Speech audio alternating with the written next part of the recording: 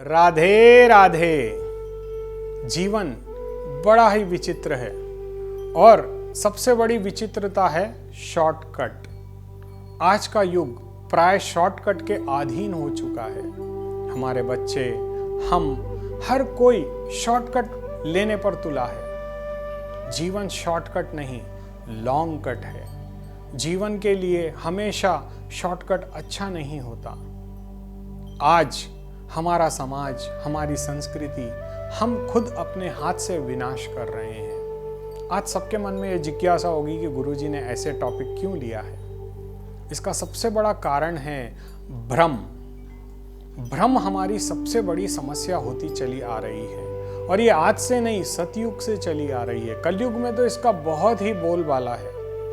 प्राय ऐसा देखा जाता है कि आज हम अपने उपनिषदों से, हमारे पुराणों से, हमारे वेदों से हम वंचित हो गए हैं। आज यदि हम किसी के घर जाएं और उस घर को देखें तो वहां हमें लाखों रुपए के सोफा सेट्स, लाखों रुपए के ड्रेसिंग टेबल्स और करोड़ों रुपए के बाथरूम्स और करोड़ों रुपए के फर्श यदि आप देखते हैं एक एक का घर, तो आपको उसकी लागत मिलेगी 20 से 25 करोड़, 50 करोड़, 100 करोड़। परंतु उनके पूजन कक्ष में जाकर के देखिए, आपको एक भी वेद, एक भी पुराण या एक भी उपनिषद नहीं प्राप्त होगा। हमारे पास धन हम जो इकट्ठा कर रहे हैं, मान लीजिए कभी कोई देश में युद्ध हो जाए और आप समझ लीजिए, आप 2 मिनट के लिए सोच लीजिए कि आप भारत देश में ना हो, यूक्रेन में थे और आपका 100 करोड़ का घर था। एक रॉकेट आया और सारा घर तबाह हो गया। जीवन में ये जो शॉर्टकट्स हैं, ये हमें परेशानी की ओर लेकर जा रहे हैं। काफी लोग आज आलसी हो गए हैं। लोग कर्म करना नहीं चाहते, भक्ति तो बिल्कुल करना नहीं चाहते।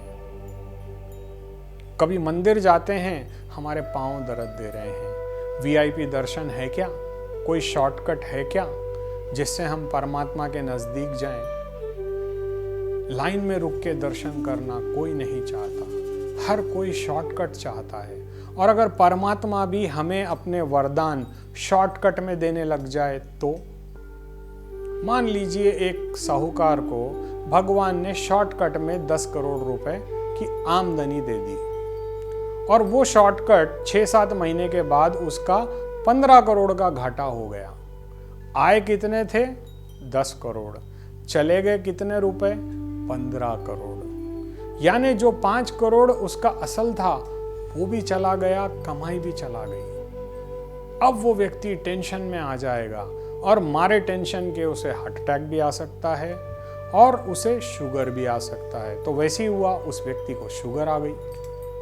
अब वो रात दिन चिंता में था कि मेरे को इतना, मैंने बहुत दिमाग लगाया, शॉर्टकट। उसने अपनी चीज़ को शॉर्टकट नहीं कह करके ये बताया कि मैंने कितनी मेहनत की। एक बार हमारा समागम ऐसे ही चल रहा था कहीं, तो वहाँ पे उनसे मुलाकात हुई।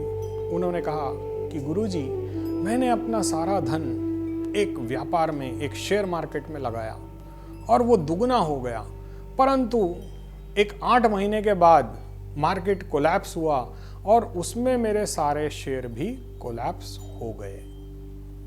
मैंने जो कमाया था इस 20 सालों में, वो गवा दिया एक ही पल में। मेरे एक गलत निर्णय ने मेरी सारी जिंदगी का चैप्टर ही चेंज कर दिया।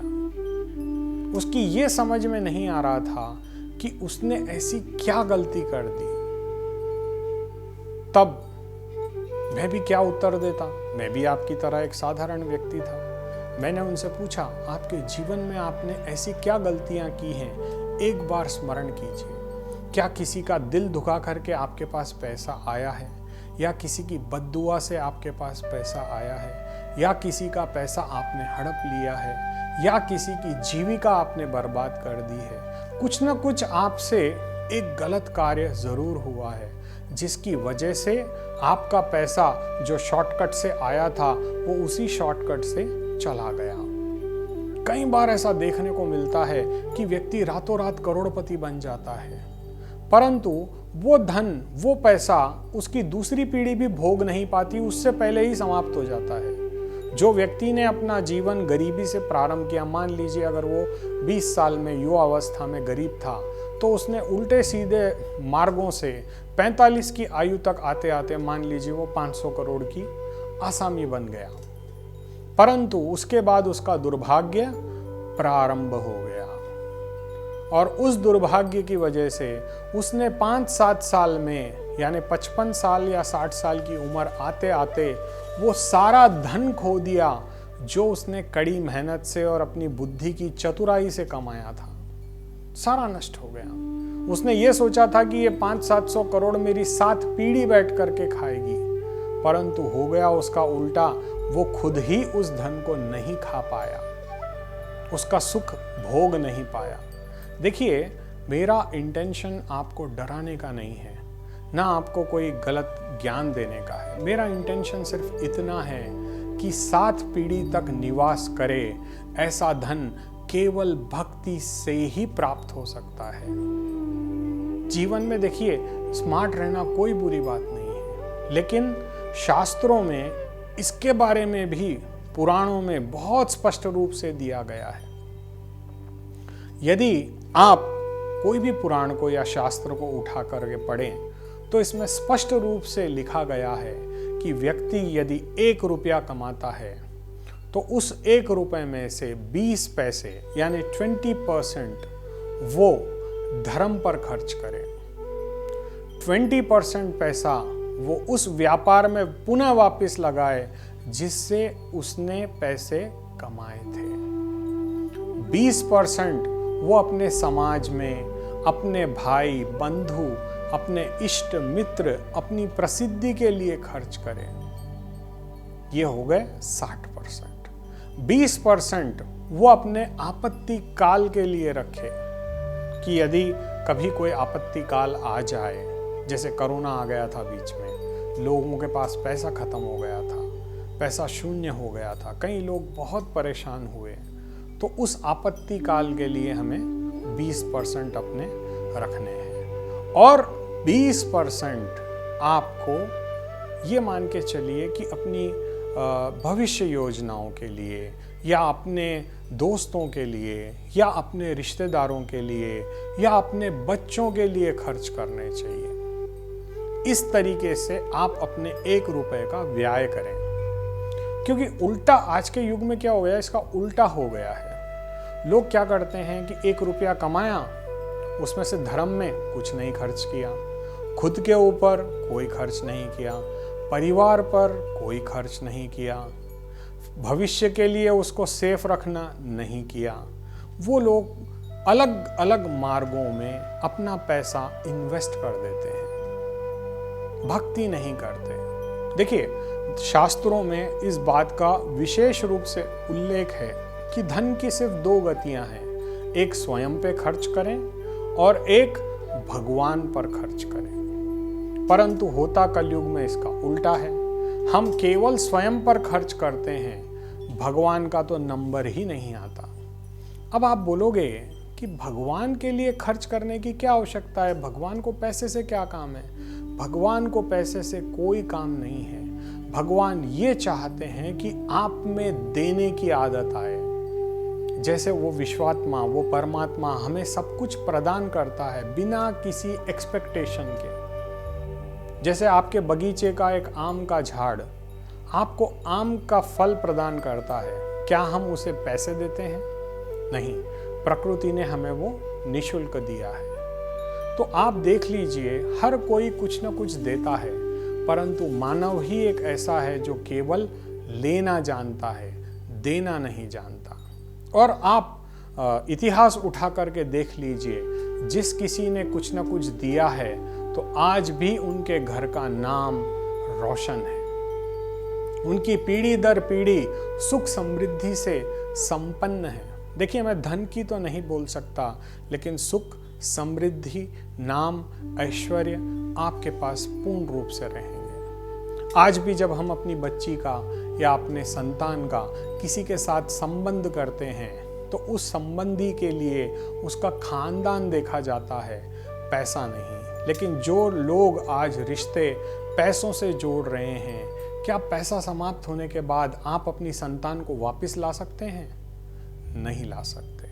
तो इस बात का विशेष रूप से ध्यान रखना होगा कि हमें आज के युग में अपने शॉर्टकट्स को कट करना होगा और लॉन्ग कट अपनाना होगा। लॉन्ग कट भले ही आपको देर से ले जाए, लेकिन शॉर्टकट से पहले अवश्य पहुंचा देगा। कहीं एक बार हमने सुना था कि एक कछुआ खरगोश से रेस जब लगाता है तो वो जीत गया। क्या पॉसिबल है कि एक तांबेल जीत जाए खरगोश के सामने? हाँ, संभव है। क्यों? क्योंकि उसके पास शांति है, विवेक है, भक्ति है। जीवन में देखिए, भक्ति परम आवश्यक है। आज हमारी सबसे बड़ी समस्या कि हम भक्ति से विमुख हो रहे हैं और शॉर्टकट्स की तरफ अपने मन को डाइवर्ट कर रहे हैं। आज के युग में कई ऐसे यूट्यूबर्स देखे जाते हैं जो ये लिखते हैं कि आप ये कर लो, पैसा बरसेगा। आप ये नींबू ले जाके इस चौरस्ते पे रख दो, पैसा बरसेगा। अरे भाई, बरसेगा तो पहले आप रख लो, पहले अपने ऊपर भी प्रयोग कर लो। क्यों आप ये पाखंड फैला रहे हो? चंद लाइक्स के लिए, चंद वीडियोस के लिए आज हम अपनी संस्कृति को छोड़ रहे हैं। हमारी संस्कृति हमारे वेदों से, हमारे पुराणों से, हमारे उपनिषदों से है। यदि हम आज इनसे वंचित रह जाएंगे तो हमारे कितने भी शॉर्टकट हमारी लाइफ को ही शॉर्ट कर देंगे। जब हमारे उस व्यापारी के साथ बातचीत चल रही थी, तब उसे इस बात का एहसास हुआ। उसने कहा, हाँ गुरुदेव, मुझसे कई बार भूल हुई है और मैंने कभी अपने धन को अच्छे कार्यों में खर्च नहीं किया। मैंने पुण्य कभी नहीं कमाया। हो सकता है कि मेरे प्रारब्ध के पाप समय की वजह से आज मेरा यह धन लुप्त हो गया।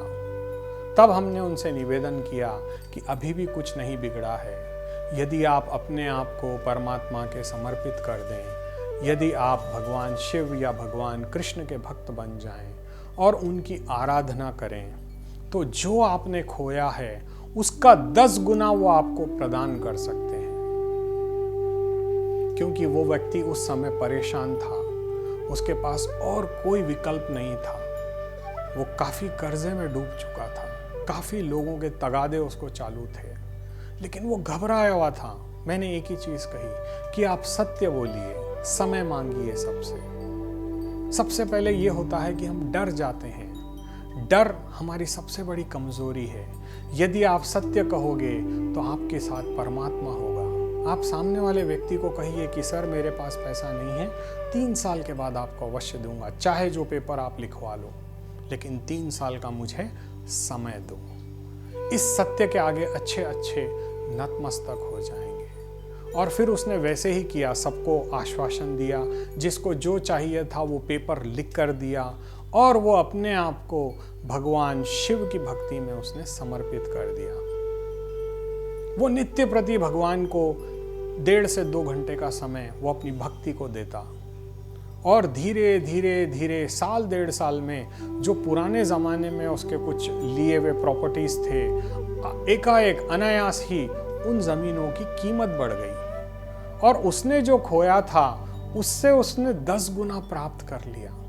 देखिए, कभी कभी क्या होता है कि हमारे आसपास ही परमात्मा की कृपा होती है, परंतु वो हमें दिखाई नहीं देती, क्योंकि हम माया में अंधे हो चुके हैं। हमें अपने नेत्रों को खोलना होगा, उस परमात्मा के समीप जाना होगा, तभी हमारे जीवन का शुभारंभ हो सकता है। शॉर्टकट हमेशा समस्या ही देगा।